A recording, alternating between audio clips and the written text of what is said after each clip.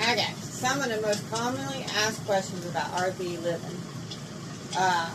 One, do you travel or do you stay put? Right now, we're staying put. Our RV living experience has been mostly for to transition to a different area in our lives.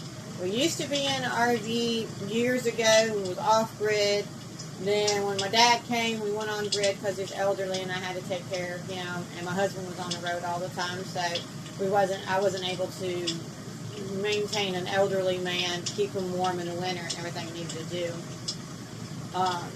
efficiently as needed to be for his self-care because he's totally dependent on me. So we were off grid. My husband was gone. I took care of everything while he was gone, and he was on the road trucking. And so eventually we went on grid, back on grid. But for that full year of being off grid, and then the 3 total years of being RV living, it was while we was building our cabin. We built a 2-story cabin off of our land with the wood and with a sawmill. When we started the land, we started by hand. We stayed in a semi on the edge of the land when we came home on weekend because I was out with him for a whole year until we found that land. So we back up to that. So we was in a semi, and we would come off the road and we would stay in a semi on the edge of the land.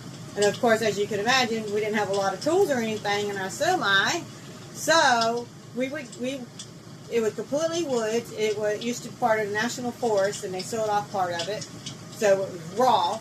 And we went out there, and there's a very long driveway up into the middle of 10 acres of land, right, and square dead in the middle of it. And so we did all the driveway by hand, tore down the trees with chainsaw and a wheelbarrow, an axe, and we did all that till we actually decided to move the camper down into a campsite for a little while until we got it to where we can get the camper in the cleared out area for the homestead. So once we did that, we got it off the campsite and took it to the land and got it down in there in the middle, and then that's when we started accumulating the sawmill and different things like that, tractors and stuff like that. So once we did that, we lived in the camper on the land for 3 total years and built a 2-story cabin off the land with a sawmill and the tractor. Used the tractor to get the trees off the land, trees that we cut down as we were clearing out more of the land.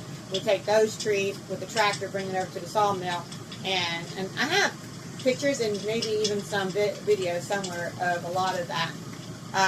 The videos wouldn't make like much sense, I don't suppose. It was like personal videos at the time. So anyway, so we did that, and then we did that for a year, built the cabin, and we had the cabin. Alright, we sold that land and then moved to another land where we moved directly into fixing a fixer-upper trailer on that land. We knew that was a transition too. We kind of figured it wasn't our forever home, but I really did fall in love with being there. So, we fixed up the trailer. We were back in the semi, okay, because we was in between lands. I went back on the road with him on a semi, and we would come in off the road on a semi and stay in a, lots of times we couldn't bring the semi to the land with the trailer, so we'd have to park it in town. So we pitched a big, huge tent, stayed in the tent on the land while we degutted the trailer and remodeled the trailer. But that's where we just moved from to where we are now. Where we are now, we went and bought a bigger RV than the camper we had before because we learned lessons from that before on what we needed to look for this time in living in an RV, the essentials of it. The essentials for me was to have a private bathroom, plenty of storage space, because I learned that space is limited and it can accumulate and clutter real fast. Like today, it's a little more cluttery feeling than I like it, but by the evening I'll have it clean, straightened back up, and I'll give you a little bit of a tour here in a minute. So those were the most essential things. In a bedroom, you can walk all the way around the bed. You couldn't walk around the bed in the other one, but little itsy bitsy part of it, no. You need to be able to walk around the bed. It makes more sense where both of y'all can get off each side of the bed and everything. So, and we wanted an RV because my husband's 6'4". I'm only 5'2", so I'm fine. But my husband's 6'4", and in the other camper, he felt like he was in a box, and he had a dump coming in the door, and the roof, the top of the camper was right above his head, and he just always felt like he was in a box. And he said, not this time. If we're going to do this, not this time. Now, why did we decide to go back to an RV? Well, we're selling our land up there because we wanted to get closer to our grandchildren and our daughter. And our son just had another baby. He's a little bit further away, but this will put us a little closer to him. We are now in the area with our daughter and our grandchildren, our oldest daughter. And you'll see her plenty of my videos, and I'll be in her videos. She has a homesteading in kind of a suburban little neighborhood, and hers is about how to garden and homestead in the suburban neighborhood. Okay, and so check her out. All right, so with that said, and I'll put a link to her YouTube channel down there. She's just getting started with hers. All right, so with that said, and this is a brand new channel. My other channels, that were for different things, my courses and stuff like that, are a whole different channel. So this is a whole new channel for me. And this one is this is about how to, holistic living. Our transition, what homesteading looks like on the move, like you can still homestead and be in transition, or living in an RV, not even living on your land, you still homestead. How I stay healthy and how I still do the things. I sew, I make clothes, I make courses. How do I do all that in a camper? I make woodwork and I sell them. And so how do you do that living in an RV and keep your sanity? Well, you gotta be creative. I'll tell you that right now. One of the main things I've learned, the biggest thing, I'll tell you in a minute. Stay tuned to it. So let's check out what are some of the important things for me in my camper. Oh, and it's very important for me to decorate for the holidays and to make things still feel very, very homey. So let's get on with it. So one of my main things that is important to me about being in a camper is that it still feels like home and not be crowded. Okay? I usually don't have this light on behind me. I usually just have the ambiance of these lights. And they change different colors as I need them. Alrighty, so here's what it looks like when you walk in, minus the tripod in our way.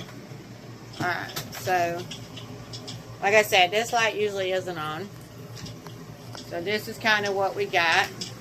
Now this is, I used to have an office where I was at, but now this is my office there and there. That's my big computer and my laptop. Most of the time I'm on my laptop, but there's jobs that require me to get on my computer sometimes, and I get on my computer. I don't know if I'm in, but I always have something related to this season ambiance playing. That folds out to a bed for company.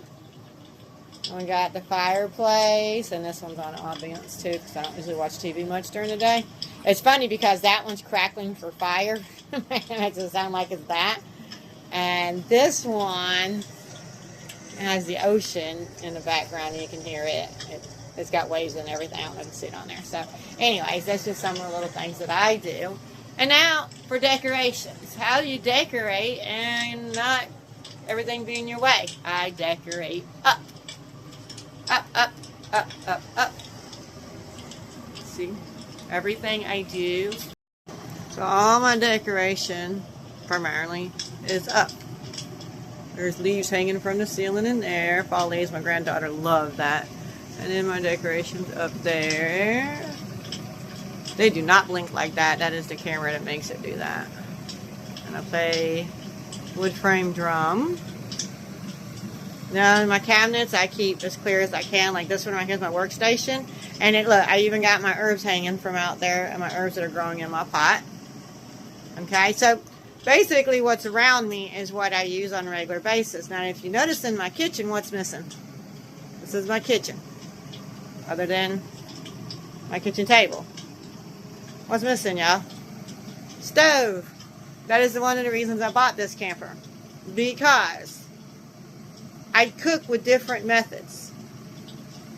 So, and a stove there would take up place for me to get my stuff up and cook with different ways. Like I cook with an instant pot. During the summer, I cook with electric. During the winter, I cook with gas. So that allows me to put up there what I need up there. And when I'm not cooking it at all, my coffee maker, which is one of my most important things, and my little pretty stand for my cookbook or whatever book I want there at the time. I do not use a microwave, for a matter of fact. My spices are in my microwave. That's right. Now, we will be taking this out and get one of those microwave ovens. No, it's a microwave, but it's not a microwave. It's an oven, but it looks like it. It does have an option to use the microwave, but it actually has eyes in it. I will never use the microwave part of it, but we do plan on getting that in there, so I have some sort of an oven in here, so that will be coming out soon. What I'm doing with my spices then, I have not figured that out yet, but I will. Because this is filled with other things that I use. And then my beautiful cabinets. So, the decorations around me is there. That's some decorations I have. Oh, okay. Now, this is my sewing area during the day. Okay, I bring out my sewing machine, I sew with it, and then when I'm done, I slide it down there. There's a plug-in down there, and that is my dog. Ignore her. That, I slide it down there, and it's out of the way. All this gets put up and tucked away, and then my kitchen table's back to itself. But, you know, here, complete transparency, this is what it looks like during the day while I'm sewing. Then I have a little decoration back here, but I keep that all cleared up, so it's functional. My main thing is keep things functional. I don't even have decorations I not like. The TV, little decoration, you know. That gets put up during the day over there with my computer, so that table's usually cleared off over there in that corner when I'm not using it. Truthfully, though, during the day I'm there, and I'm over here, and I'm exercising, and then I'm in the garden, in my container garden, taking care of animals, so working on my channels and all my social medias and my courses, because I create courses and I certify people in holistic courses. So my day is pretty full. So my office, my workstation for the clothing, I upcycle. I'll show y'all some of my upcycling later. I upcycle clothes. So, you know, these are my stations, and then they're all easily put away. So that's my living space. Oh, okay, so we took there's no couch here. And we will have a full-size Christmas tree in here for Christmas. I promise you that, and I already know how I'm going to do that. So we have no couch, just a love seat. It's just me and my husband in here, and we sit together like 9.5% of the time. So 9.5 out of 10 at times we're sitting together. It pulls out to a bed, so that duals, and we didn't need a couch.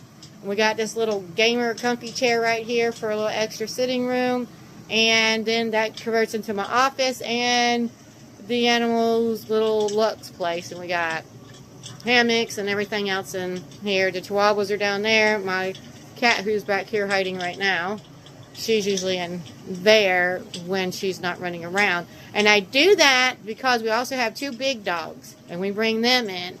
And they don't fight or nothing, but we have 4 chihuahuas, we have 3 cats, and we have 2 big dogs, and one's 175 Dogo Angitino, and one's a little pocket pit, are the big dogs. So we socialize with all our dogs, we bring them in, and we spend time with all of our animals. So we do it where it's organized, and each animal gets individual attention throughout the day. And to do so, we need to have a place to put them, their bedrooms, so we can give other ones direct attention and work with them. And they're all well-mannered, well-behaved, because we do spend so much time with them. So that's our living space and how we manage with tons of animals and container gardens to homestead, dry herbs, work in office, do my sewing, and the whole homestead all the way around. And spend time with the grandkids and my daughter. So that's part of that here. Now let's show you the rest. No, well, now, since I'm thinking about it, maybe I won't show you the rest. If y'all want to see the rest of my camper and the rest of living, or the RV and the rest of our living space, comment below and I'll create another video. Upstairs, There's stairs right there. That leads upstairs to our full bathroom and our bedroom, which is the only thing I haven't showed you at this time. And if y'all like to see how we function throughout there, how I have things set up back there, just let me know. And I will continue this video. My little, every year I decorate. This is a cinnamon tree. Every year I decorate it. I buy a new one every year and decorate it for whatever season throughout the year. I decorate it. So that's that right now. So y'all want to see more, let me know. So now let's talk about what I have learned from living in a camper. What I've learned from living in a camper is to be really aware of your surroundings and living within what you honestly just need. Everything around me has to be functionable to serve me through the day.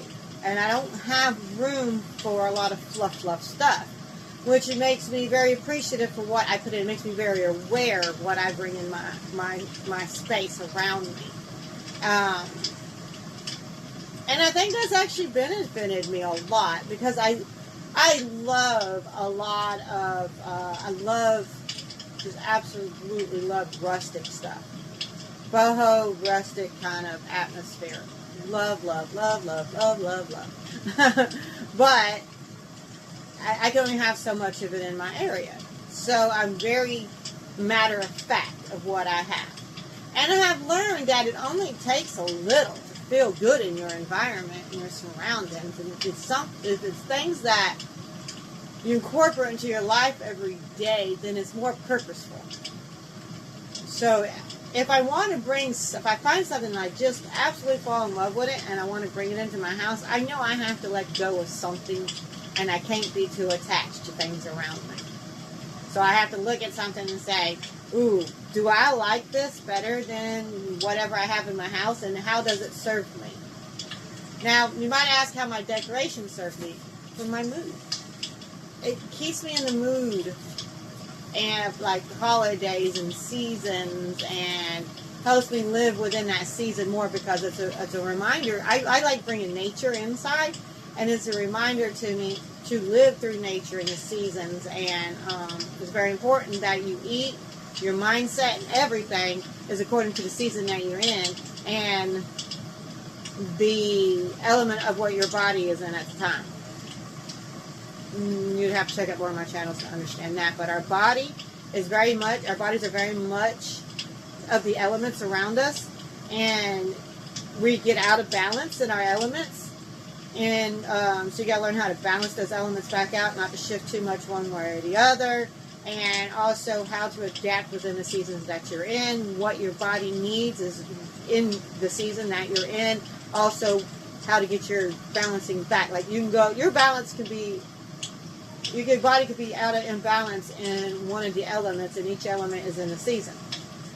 So as you go into season, you got to be aware of your imbalance and how that season might cause more of an imbalance, and what you need to eat, how you need to have your state of mind, your spirituality, and everything going into another season to keep yourself balanced out. So this kind of keeps me as a reminder of the season that I'm in, and to live within that and stay awareness of myself. So it's made me very matter of fact and very aware. And it's taught me to detach from stuff. Because I've had a whole house full of stuff that is not here. It's in storage sheds. Actually, it's in 2 different storage sheds, and I go every single day without them.